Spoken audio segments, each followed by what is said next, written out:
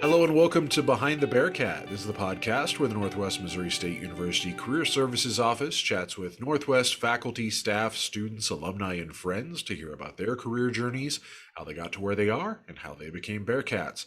I'm Northwest Internship Coordinator Travis Klein. And I am the Director of Career Services here at Northwest, Hannah Christian. And on our podcast today, please welcome Kat Falke. Could you introduce yourself? Hello, I am Kat Falke. I am the new Assistant Director of Career Services. Very excited to start over here and get to meet and know our students and my new team. All right, yay. We're very excited to have you over here, Kat. So I may have said a few things about you in the intro video, talked about how you're a double Bearcat and all. Yes. Can you kind of tell us the story of how you got to Northwest and got to Career Services? Ooh, that's a long story. It's a long story. I'm sure it is. We're all ears. All right. Well, I would say first, my story is one of a lot of relationships that got me where I am right now, and a lot of connections on campus to people who have been wonderful and amazing. So to start off, I'm originally from Grandview, Missouri, South Kansas City, if you're familiar. And I came on a campus tour and I came on a campus tour with a few of my friends and my mom at the time, and campus tour sold me. I know it sold a lot of people on attending Northwest, and that was what it did for me. So I've always seen the value in getting people on campus, and it's just a really great place when you can see it for yourself at Northwest. And so I came on my campus tour. I got started off as a deciding major on campus, i.e. I had no idea what I wanted to do. And most importantly, in my journey, I was a first generation college student. So I was the first in my family to attend and graduate college, and I really had no idea what I was doing. And I don't say that lightly. So I got a job on campus. I was very lucky to get a job in the Office of Student Affairs on campus. So I was that person who was taking your Bearcat card photo, or when you were calling with questions about your residence hall assignment and things like that. That was me as a student for about 3.5 years as a student. And so did you know that you were going to work on campus and just start applying for jobs as a student? How did you approach that? Had no idea that it was even a possibility until I just needed some cash, right? And so I had a job at home, and I worked on, weekends that I was traveling home and holiday breaks and things like that at a restaurant in Kansas City, and decided I needed something more consistent. The financial impact of college was a big deal in our household, and for me, and I didn't want all of that on my parents or anything, and it really couldn't be. And so I decided I needed to figure something out. And to be honest, I don't remember the application process, but I was very, very lucky in that I got that position, and then I actually got a desk assistant position at the same time. So I worked at the station front desk and the Hudson Perrin front desk my sophomore year, and the Forest Village Apartments front desk for some time too. So I had 2 to 3 jobs through college, and was very lucky with each of those. So the student affairs one really got me connected when I started my journey as a deciding student. As I said, I changed my major a couple of times. And so I always encourage students, don't have fear with changing your major too, because that's really what got me where I am. My supervisor in the position actually encouraged me to think about grad school, which I tell my university seminar students this every year. I had no idea what a master's degree was. I had no idea what graduate school was, right? You think of doctor, and it's like the doctor you go to for medicine, right? And so I started thinking about that, secured a graduate assistantship in the Office of Student Involvement as the leadership GA. And the financing side of that was really impactful for me too. And I got my master's degree in higher education leadership. My undergraduate degree is in public relations. And Hold on, hold on. Can we Yes. go back? You said the Yes. financial impact of that. Could you explain what that means if for someone who may not understand? What does a Absolutely. graduate assistantship come with? So a graduate assistantship, you work 20 hours and you do have to interview and earn a spot as a graduate assistant on campus. So there are different ones and different structures across campus. Mine involved working 20 hours a week in the Office of Student Involvement with leadership programs at the time. So I was doing various tasks in there. I advised a couple of student organizations, and in return, I got a monthly paycheck. And so it was a stipend for the position, but I also got my tuition covered as a graduate student. So that was probably the only way I would have been able to make that happen at the time. It pays for the actual tuition for your classes, and it was hugely beneficial piece in my life at the time. So, and now. So you mentioned being a first generation college student, and I am too. So what was high school Cat like? You know, you wanted to go to college. So Mhm. did you have a reason for wanting to go to college? You said you came in as a deciding major, so you didn't necessarily have the major picked Mhm. out, but did you just know you wanted to get education beyond the high school level? Great question. So in my household, it was not a really like an if conversation. It was just always talked about that like the next step after high school was college. And I think that was because of the determination of my parents to give us, as always, as any parent wants to do, provide your student or your child with as many opportunities as you can. And oftentimes those are opportunities that were afforded to you, right? And so it was always just talked about as a natural next step. And I was lucky enough that it worked out well for me and that I found a college that I loved. I don't know what it would have looked like if I hadn't, but I walked down to Northwest campus, like I said, and just absolutely loved it immediately and never looked back. So the encouragement of my parents was really what got me to college and to Northwest. All right. So you're a graduate student, you finish your program. So then you're kind of faced again with where do you go? How did you approach that crossroads in life? So part of my graduate school experience was realizing and picturing myself like working on a college campus. Because again, as a first generation college student, you're not thinking of yourself as one of the people that could be working on the campus, right?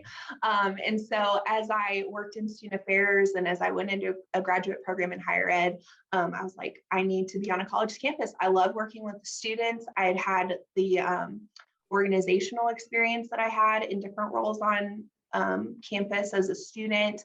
I'd had the employment experience of working in student affairs. I had my graduate student experience as a GA. And I also was a SOAR leader my last summer, an orientation leader during my last summer. It was summer before senior year. And I was hired as a SOAR leader. Loved, loved, loved that experience. And so naturally for me was applying for a role that came open as an academic advisor in natural sciences. I had done 2 years as a pre-pharmacy student, and I will use this example often with students that I'm talking to, but I went to work an internship in a pharmacy one summer. I got lucky and secured a role as a pharmacy tech and decided it was not for me. And that was one of my panic moments, but it worked out for the best. And so I was lucky enough to have had those intro and sort of mid-level science course experience. And so it was perfect for that academic advisor role in sciences. I was able to relate to the students coursework wise, but I was also able to relate to the students when maybe they realized it wasn't for them or they're having a difficult time in those classes, which I did too, talking through the resources and the strategies that they could use to do well in those courses. So yeah, academic advisor in natural sciences was my first position right out of grad school. Did you declare pre-pharmacy or had you just been thinking about this? So you actually I declared did. pre-pharmacy as a major and then got Mhm. the internship and then decided not to do that. I did, yes. So life lesson is that even things that don't work out how you expect them to can be one of the greatest gifts and life lessons too, because imagine if I had gone on and completed and not, worked in the actual position until later and not figured that out until later, how different my life would be. Mm-hmm. So why did you choose PR? I chose PR. So I spent a lot of time panicking, to say the least, and went through the course catalog. So at the time, the course catalog was printed for every student, and you could see all the course openings. That's how you looked at them. We didn't have anything like degree audit or anything fancy like that now. And so I looked through the course catalog, was trying to find, I just had that moment where I found something I didn't like. So I was like, what does Kat like? Where am I in life, and what can I see myself doing? And I think through a mixture of the experiences that I'd had on campus, the communication classes looked really appealing to me. And I went and met with some faculty over there and felt an immediate connection, loved my coursework in communication and communication and mass media at the time. And so, yeah, I looked through the course catalog, found something I thought looked interesting, and got really lucky again. You were also a really involved student on campus. So again, as a first generation student, I always think it's interesting when students kind of find their way to plug in. So is that something that just kind of came natural to you? Is it part of your personality, or did you have someone tell you, hey, you need to get involved and do all of these things? People helped me along the way with every role. I mean, honestly, with everything that I've done. I had a couple friends from it was called freshman seminar at the time. Now it's university seminar class, who encouraged me to get involved with an organization, Sigma Society. It related really closely to my beliefs and values, and we did a lot of volunteer work and things. And so I worked myself up in that organization. And then I started joining other organizations like Student Activities Council. I joined a public relations focused organization. It was PRSSA at the time, and found people who had common interests and common passions and things. And it was just so much fun getting involved and getting connected that way. That's how I met a lot of my friends, who I'm friends with to this day. So. Let's go back to what you were doing then. So you got a position as a natural sciences academic advisor. Tell us, what does an academic advisor do? Obviously they advise, yes. But what do they advise? How do they function there? Yeah. So there are the more straightforward tasks, I would say. So you're helping students with their course schedule. What classes are you going to take? Maybe a 4-year plan, and outlining kind of your goals and your timeline for completion of college and things like that. How to look up and put your class schedule together. So the puzzle that becomes when there's classes filled and things. But you're also there as a resource to connect the students with the other resources on campus, right? So you have to be knowledgeable about a lot of different things on campus and resources. You have to be really in tune with the students too, so to recognize the questions that you should be asking, or maybe some things that they may be struggling with or could use assistance with, and maybe they don't know how to ask or don't know that they need it themselves. I think a lot of things on our campus, sound appealing at the time, but using those resources is a different, right, conversation.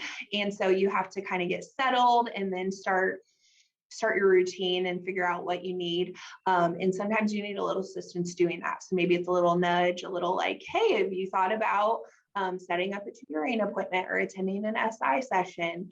Have you thought about setting up an appointment with a counselor at the wellness center to talk through, your test taking, anxiety and worries, things like that, that can really just help the students, help them set them up for success, and stay on top of things and take care of themselves, which is most important too. Build those connections on campus. Maybe it's trying to get them involved in a student organization that is going to assist them down the road. Maybe it's helping them get an on-campus position or internship that's going to make them more marketable as they are searching for a job later on. It's a lot of those little pieces and connecting that with the students to build that relationship with them. How long were you an advisor? About 2.5 years. I think it was about 2.5 years. And I loved it. And and this is always, I'm very interested in why people transition to different roles on campus, right? I mean, I've been in several different roles on campus, kind of what sparks that. And then like, what are you interested in? What other experiences are you interested in gaining? So my specific experience after I was an academic advisor, I was in a position called academic success coach on campus. And at the time it was new, they were newly created positions for a new program that really didn't exist at the time. And so the appeal to me was my experience as an academic advisor. When you see students who are struggling significantly academically, whether they end up on academic probation after their first semester or an advanced semester, they're returning from an academic suspension and maybe just need a little bit of extra support. The appeal of the academic success coaching program to me was just so significant in helping a group of students who needed some extra strategies and support. And the excitement of getting to build that program too was very appealing to me, because there was a lot of possibility and potential there. You get to work with a new team and create, benchmark research, create a program that had the possibility and potential of supporting so many students. And that was really great to me and important to me, so that every student starts off on the same, the same foot a little bit, right? So making it equitable to all of our students, whether they're struggling academically and maybe they did have a rough semester, but they want to get back on track, or they've been suspended and they're coming back to the university, making sure that they have the resources to support them is super important to me, on a lot of levels across the university. And that was one that was really just something that I could kind of grab hold onto and create with my team. And it was a really cool experience for me. So were you advising at the same time, or did you transfer into this role or move over into this role, or did that also include advisement? It did not include advisement. So Okay. those students also had academic advisors, and then they had this academic success coaching program. So we met with them one-on-one as a coach, and then we had a team of students also who met with them weekly or multiple times a week. It just depended on the level of need. And I was not academic advising at the time. The current structure of that program has morphed into academic advisement and success coaching. And it's really cool to see where it's gotten now too. So you mentioned you teach university seminar, and as a success coach, did you teach those success coaching classes as well? I did, yes. Okay. So we actually developed the success coaching classes.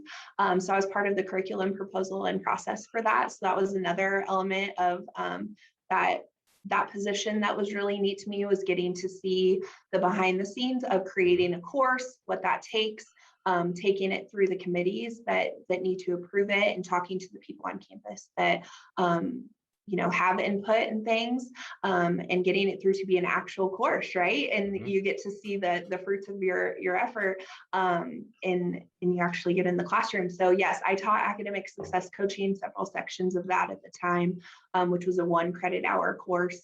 And then I also taught university seminar at the same time too, with a different lens and a different group of students.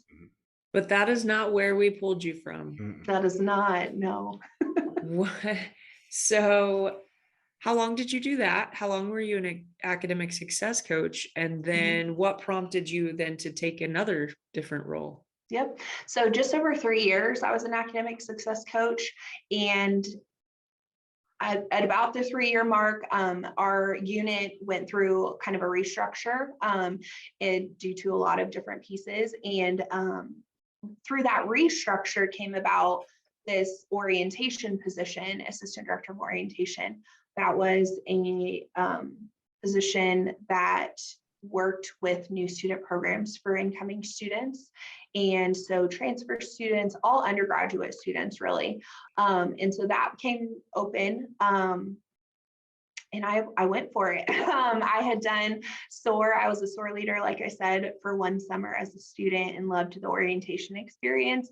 I look at it as, I've really looked at all of my positions this way, but trying to pay it forward a bit with the students. I had a lot of people who helped me and guided me and took that extra time to have that extra conversation or ask that extra question. And I try and do that for our students. And so the opportunity to like really take the information of the comprehensive university experience and tailor it, whether a student is coming from a family of Bearcats who know the drill and have done this before, right, to our first generation students, which we have consistently, 30 to 40% of our incoming classes are our first generation students pretty consistently. And so taking that experience and that information and breaking it into pieces that are attainable or even just understandable for our students and families. I love the challenge of that to help them understand all that Ed Northwest has to offer them, but in maybe the not so scary terms, right? And so, yeah, I went for it, applied for that role, and got that position. And I was the assistant director of orientation for just over 4 years in Student Success Center. And so I worked with, like I said, all undergraduate students, transfer, online, traditional first year incoming students. I was able to develop an online orientation for those students too, and do some different digital type or social media type things too that have been really exciting, and lead the students through that. So my goal was to always give them a really great experience so that they're all set at the beginning of the semester where they feel like they can have a successful start going into their classes. All right. Oh, go ahead, Travis. I was just that usually means a question. Yeah, so part of your role as orientation director was hiring students, and that's part of what you'll be doing for us. So Yeah. can you kind of talk about when you hire students, for the students that are listening that are maybe looking for an on-campus job, what's something that you look for in a potential student employee? What's something She that they just can do? hired someone this morning. Yeah. Oh, so I learn through every hiring process. I'll start with that. And I love, love, love getting to see our students showcase themselves through the hiring experience. So I guess the first thing I would say is like, showcase yourself. That's what I look for. So I want to get to know you as a person, not you as your tasks and things that you've done, right?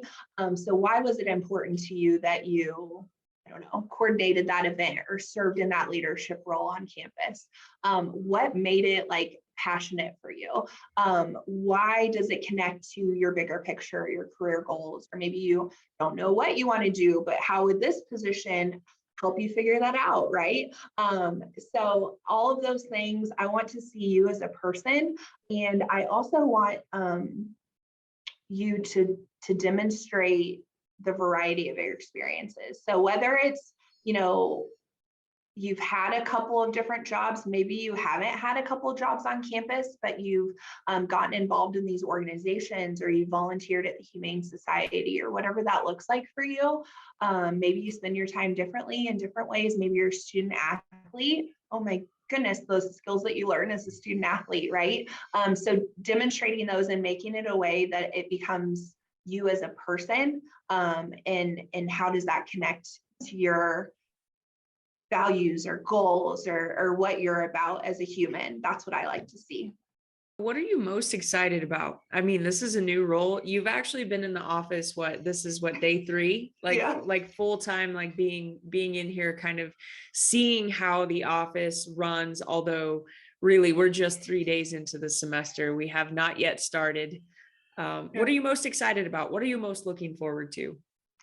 The excitement lies with me in, I guess, helping students have that moment where they feel like they can take a breath and be themselves, right? So I think that sometimes, the idea of finding a job or an internship or a profession-based experience, taking advantage of one of our profession-based experiences sometimes is a bit intimidating, right? And you feel like you maybe have to be this, right? Like sit up straight, think about what you're saying. But I think that it's so much more than that. And I think that society really is moving toward a place where we can kind of be ourselves a little bit more, and value that in one another, and produce teams that depend on one another and have strengths, and we don't have to fit into a mold, right? So I think I'm most excited about helping students discover that, like, your resume, yes, you want it to have great formatting and things like that, or your cover letter, but take a risk sometimes. Like, tell them about yourself. They want to see you as a person. Who are you as a person? So helping them to discover that and how they can translate that in application materials or in interviews or in the experiences that they're taking advantage of on campus. How can you kind of make it your own and put your own spin on it? That's what really excites me. All right. Awesome. We are very excited to have you here. Mm-hmm.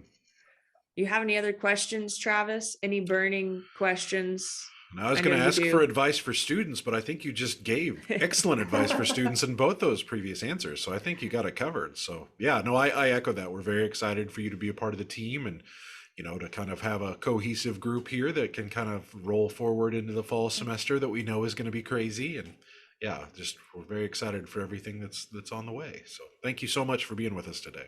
Thank you. I'm thrilled to be here. Thank you for taking the time to chat. It's always good to get to know each other a little bit better. So thank you.